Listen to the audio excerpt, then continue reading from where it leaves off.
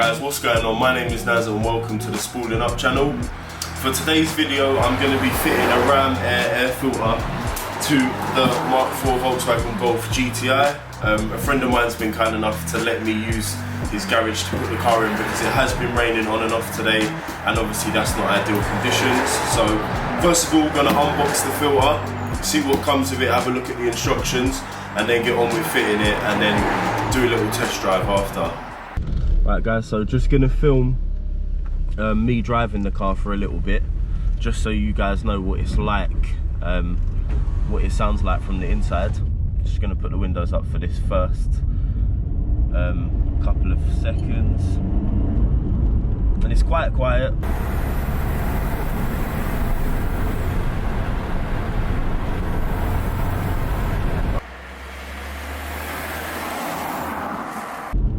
You can hear the turbo whistling, but obviously you can hear it more when the windows are down and the engine's under load.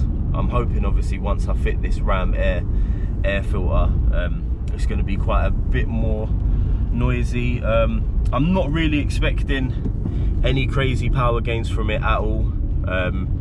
Some people say that it's better to keep the standard air boxes because of heat soak and this and that. I mean, the Ram air filter does come with a heat shield, but at the same time the airbox has got like a proper cold air feed, so it takes all the air from outside the engine, whereas this Ram air filter is going to be taking it all from the engine bay. So we'll see how that works out. So I'm not too sure whether all of the sounds are going to come out, but hopefully they do.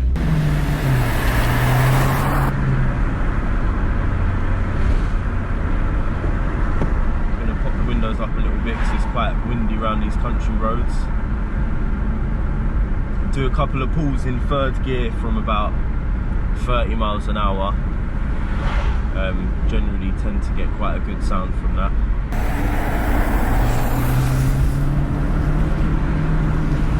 Do a little bit of a launch on this.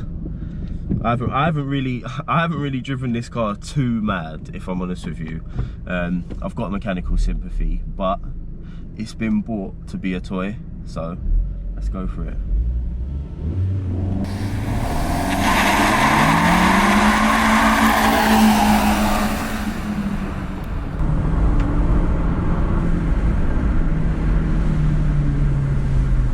Not bad at all. I wasn't expecting that, to be honest with you. That's the first time I've turned the traction control off. Do you know what? After doing that, I'm thinking now maybe it's better to keep the traction control on when trying to go anyway, when trying to launch. Right guys, so before I swap this filter, I just wanted to get a couple more sounds, but this time from the engine bay. So I'm going to pop the bonnet and give it a couple of revs and see what it sounds like there as well. So we got something to compare to.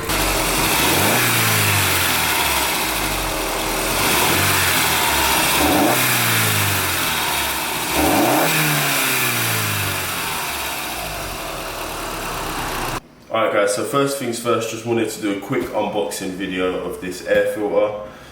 So I'm going to crack on and show you what comes in the box. I have opened it already to make sure everything's there because I was previously delivered a second-hand one that had a few bits missing from it. So guys, here's the Ram air filter itself. That's what we'll be getting fitted and replacing that air box. Got some instructions in here, some nylon spacers, various fixtures and fittings, Jubilee clips, cable tie, and it looks like a sticker. We'll give those instructions a read in a minute. A silicone coupler, breather filter, and the heat shield that I was talking about earlier as well. So you do get quite a few bits in this, but it looks like it's going to be pretty simple to fit, so gonna crack on and go. Right guys, so I will be fitting this as per the manufacturer's instructions. They've obviously designed the product, so they know best. And the first step is to unplug the MAF sensor and breather hose if present. Undo the hose clamp connecting the intake hose to the MAF sensor. So here's the MAF sensor. Here's the plug for the MAF sensor. So just unplug that and set that out of the way. like so. This breather hose, you've just got to push down on the top and pull it out. And for this Jubilee clip here, going to be using a Phillips screwdriver to undo that. Loosen that off, and that should allow me to remove the hose from the MAF sensor. So the next step is remove the air box by undoing the 2 bolts. So I'm not too sure if you can see it, but there is 1 bolt down here and another bolt here. So for that, I'm just going to use a 1/4 inch drive ratchet and a 10mm socket and an extension. So I cracked that off. It was already quite loose, to be honest with you. So I'll just spin the rest of that off with my fingers. Leave that there. And for this other one, it is a little bit deeper down. I don't have a long extension with me, so I'm just going to be using 2 stuck together. Get that down there. Able to spin that off with my hand. And do my best to catch the bolt so it doesn't fall down and remain in the engine bay.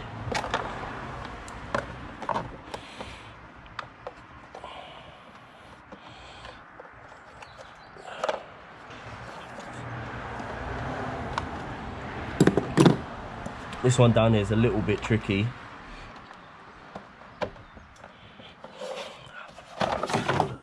Move that out of the way for a second. Okay, just gonna pull the air box out of that bung, like so, and then pull that hose off the MAF sensor.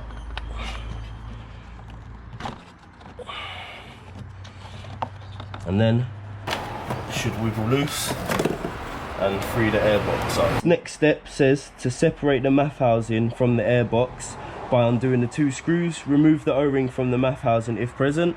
So here's the MAF housing, and it's obviously attached to the airbox. So I'm just going to use a Phillips screwdriver to undo these 2 screws. They're a little bit stiff actually, but sometimes when you get screws going into plastic, they are pretty stiff. It's obviously been there. It may not have been removed at all, so it's going to be pretty stiff because of the time it's been on there.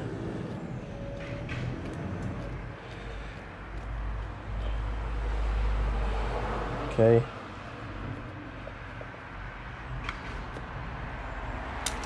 That is that. Wiggle that loose. There we go. Here's the O-ring. So we got the O-ring, the airbox and the MAF housing.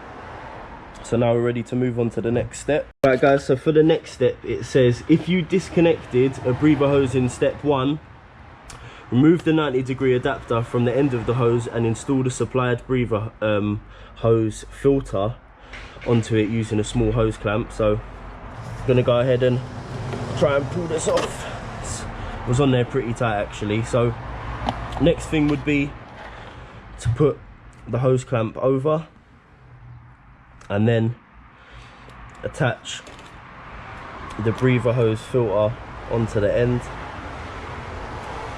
That's pretty tricky actually.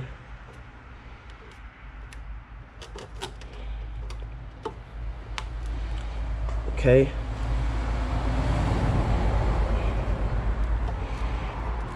Make sure get that down there properly.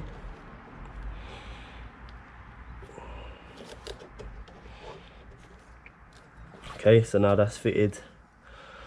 Gonna go ahead and tighten this little Jubilee clip up.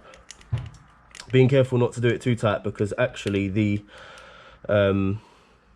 breather hose itself seems to be quite hard and brittle, which tends to just happen anyway when things are fitted in an engine bay for a long time. So just gonna sort of nip that up and then give it another little turn. Once I start feeling a little bit of resistance, I'm gonna stop, obviously just to get it tight enough so that it doesn't actually fall off. It's pretty stiff to get on in the first place, so definitely won't be falling off anytime soon. And the next step says, using the cable tie, secure the breather filter and hose assembly to prevent it from moving around. So what I'm gonna do is pretty light, so I'm just gonna cable tie it to this pipe here, just to make sure it isn't moving around like it is now. So I'll just quickly route that.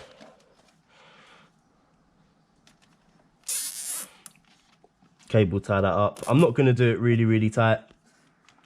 That's enough to prevent it moving around by itself and smacking into things and causing rattling noises and stuff. So that's that step out of the way. I will cut the cable tie now actually. So just use these side cutters that I've got, cut that off, keep it looking nice and neat. Install the MAF housing into the heat shield using the 2 matching M6 bolts, 4 small washers and the 2 serrated washers. So the one thing you have to do when you're installing this is to make sure that the direction of airflow is correct, and here there's an arrow showing you that the air's to go that way through the sensor into the engine. So gonna go ahead and start getting this installed. I've set these bolts and washers up already. I've got the serrated washer in at the top so that it bites down, stops things coming undone, and the smooth washer there so that it doesn't damage or scrape on the heat shield. And then on the other side, I'm gonna put these 2 nylock nuts on with washers as well. Again, those nylock, they're there to stop things coming undone. So I'm gonna go ahead, get the first one slotted in there, go for the washer, and then for the nylock nut,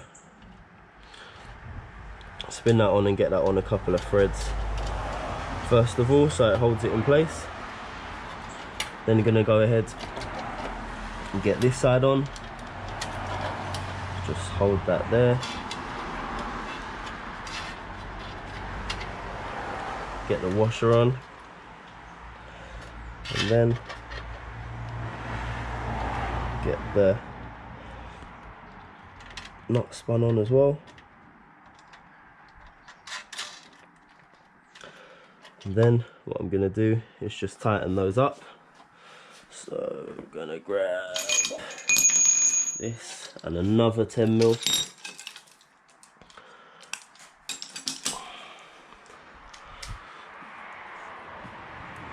Get it nipped up on both sides.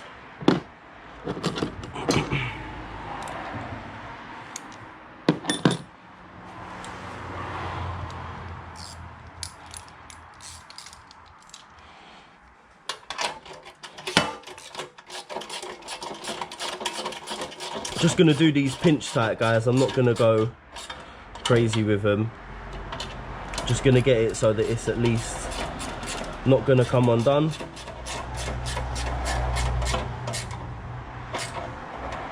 Alright, so now that's that done. Time for the next step. So the next step, now step 7, says to install the heat shield onto the airbox mounting points using the remaining bolts and washers. Reconnect the intake hose and the MAF sensor disconnected in step 1. So I've given it a little clean up down here while it's out. You may as well do it, why not? At a later stage, if you decide to clean up your engine bay, you'll have to do this anyway, removing all these things. So it's best to just do it bit by bit and you can keep it nice and clean. So I'm just gonna slot this into position here and then pop that MAF back into that intake hose, which goes down to the turbo. There we go. So now that's back on. That will literally go there. And then there's one down further there. But we're gonna need to use the spacer for that one and this should go straight on there. So first things first, let's see what the next step is. Okay, so for the front airbox mounting, which will be this one here, it says to use the long M6 bolt, larger washer, and select your correct size spacer for your car. So it will be one of the two. Guys, so as you can see, there is quite a large gap in between this mounting here and the heat shield. So that's what these spacers are for. I'm going to go for the larger one, try my luck, and hope that works straight away. Just going to slide that washer onto the bolt like so. Put the spacer down there. A little bit tricky, but once I get the bolt through it, should be alright. Line that up, and that's that. Caught there. In place. Right, so now all that's left is for me to do all of that up now and get that tightened up. Right, so I'm just going to finish nipping this one up in the corner. It's a 10mm bolt there in the corner with a washer on top of it. Get that done nice and tight. And then down here is actually, I actually need an Allen key to do this one, which is a bit funny considering everything else has been bolts all the way. And because I'm at my friend's house, I've got a limited amount of tools. Can't actually fit the toolbox in the car, so grabbed what I thought I would need without taking all the packaging off the air filter. Nip that one up as well. Right, so that's all in there nice and tight. Let me just secure the hose back onto the MAF sensor now that I know that's fitted. Hopefully shouldn't have to be coming back off. There we go. Right, so the last step now is to install the air filter onto the MAF housing using the silicone coupler and remaining hose clamps. 2 remaining hose clamps here. The air filter itself, which I haven't actually taken out of the packaging. This whole kit weighs nothing. One of the last steps is to finally install the air filter onto the MAF housing using the silicone coupler and remaining hose clamps. So what I'm going to do is I'm actually going to slide this on here first, like so.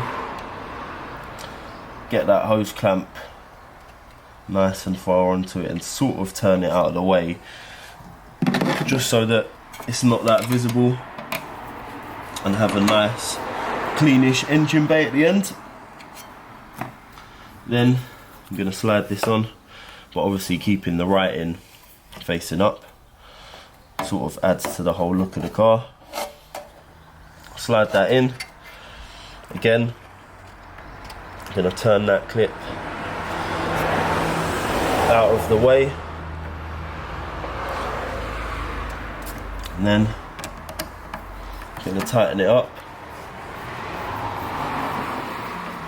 so that it's now installed. Give it a little test. Everything seems pretty good. MAF sensor's plugged back in.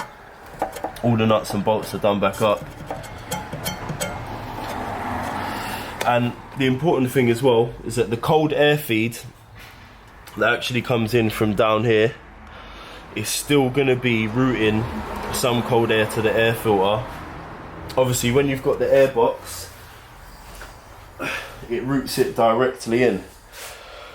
So it's a bit of a difference, and this is why people have arguments saying that sometimes, in certain cases, it's better to keep the original air box because you get a direct cold air feed and it's not really sucking in air from the engine bay.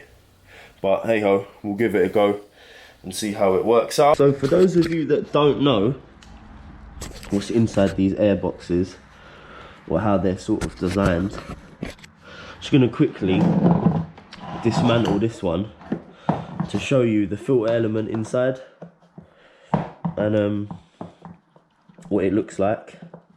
Just basically made out of paper. It's just a cheap paper filter. so it's nothing special at all. But we'll have a quick look.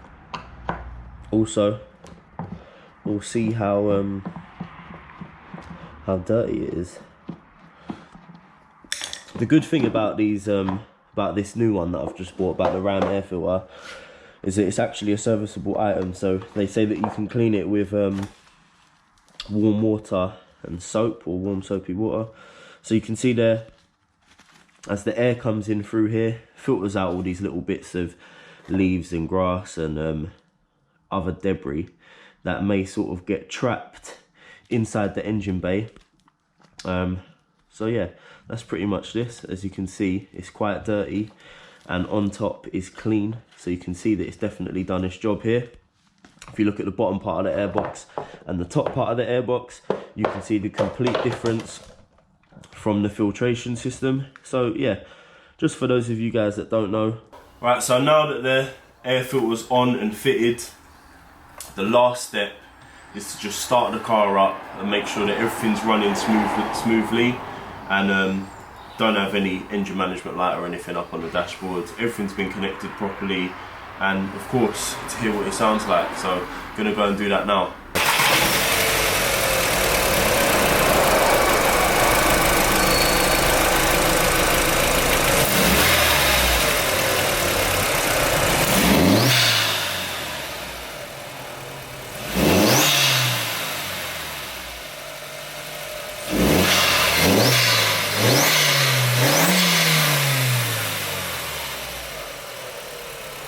Right guys, so the filter's on and ready. Now for the last part, just a simple test drive. See what it sounds like. Like I said, I'm not expecting to get any real power gains from this at all, so this is purely a sound thing for me. So let's see how it sounds.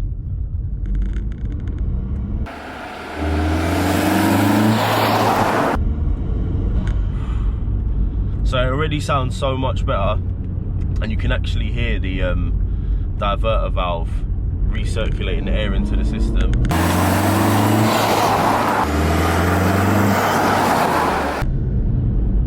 And definitely sounds a lot more throaty on the induction note.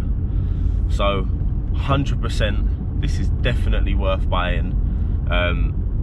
Gonna see how it goes over the next couple of weeks and let you guys know if I have any problems with it, but I can't honestly see how I could. So that pretty much wraps up the end of today's video, guys. The installation of the air filter's done, tested. I'm really happy with it, and looks really good in the engine bay as well. So if you guys do want to see more from the Spooling Up channel, then do not forget to subscribe and like and comment to show your support. I will have some more updates on the Golf, the BMW and the Fiesta as soon as I get a chance to do so.